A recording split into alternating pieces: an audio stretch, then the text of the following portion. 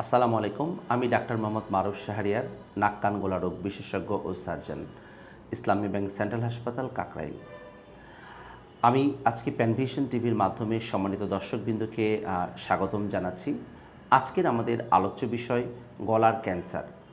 গলার ক্যান্সার বিষয়টি অনেকের কাছে অনেকের ভীতির কারণ। আমরা অনেক সময় দেখে থাকি অনেক সুস্থ রোগীর হঠাৎ করে গলার সামনে ফুলে যায়। অনেকেই এটা নিয়ে ভীত সন্ত্রস্ত হন এবং চিকিৎসা করা থেকে বিরত থাকেন। আমি তাদেরকে অনুরোধ করব আপনারা অবশ্যই চিকিৎসা গ্রহণ করবেন। গলার সামনে ফুলে গেলে সাধারণত এটি থাইরয়েডগত কারণে অর্থাৎ হরমোনাল কারণে অনেক সময় ফুলে যায়, যেটিকে আমরা থাইরয়েডাইটিস বলে থাকি।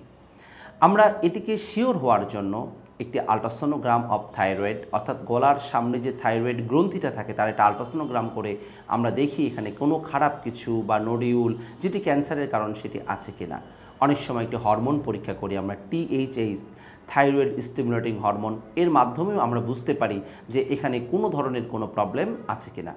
অনেক সময় আমরা অধিকতর আরও নিশ্চিত হওয়ার জন্য এখান থেকে একটু রস নিয়ে পরীক্ষা করি, যাকে FNAC বলা হয়, ফাইন নিডেল অ্যাসপিরেশন সাইটোলজি, যার মাধ্যমে আমরা অনেকটুকুই বুঝতে পারি এখানে কোনো ক্যান্সার আছে কিনা।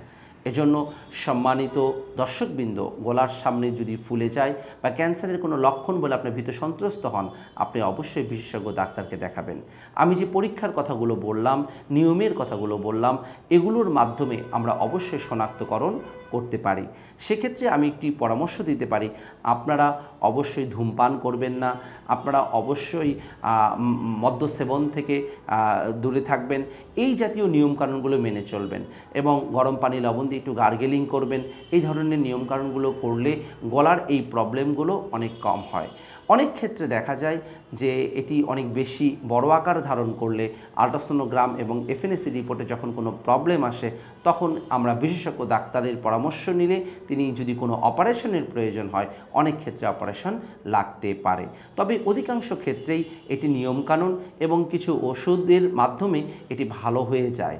সেজন্য আমি আপনাদেরকে অনুরোধ করব আপনারা সচেতন হবেন, গলার সমস্যার জন্য ভীত সন্ত্রস্ত না হয়ে চিকিৎসা গ্রহণ করবেন। চিকিৎসা গ্রহণ করলে আপনি অবশ্যই সুস্থ থাকবেন ইনশাআল্লাহ। আর পরবর্তীতে প্রবলেম হলে বিশেষজ্ঞ ডাক্তারের পরামর্শ নেবেন। ধন্যবাদ।